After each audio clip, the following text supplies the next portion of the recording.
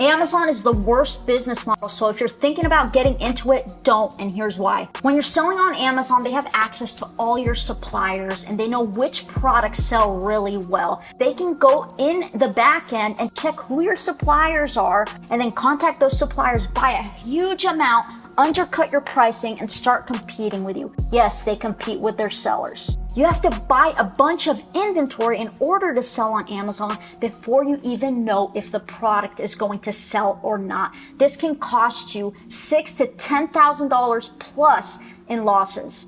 You have no control of your business because it's a third-party platform. So if a customer complains to Amazon about your product, Amazon can take it down. You may get your listing back up or they may ban you forever.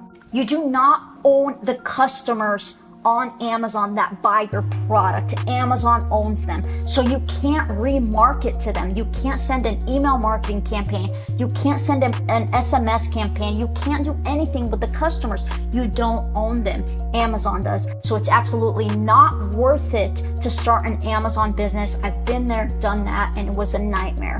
So go ahead and start an online business by using Shopify, your own website, your own domain where you're not competing with everyone and you have full control. Stop wasting time and go make that money online. Let's go!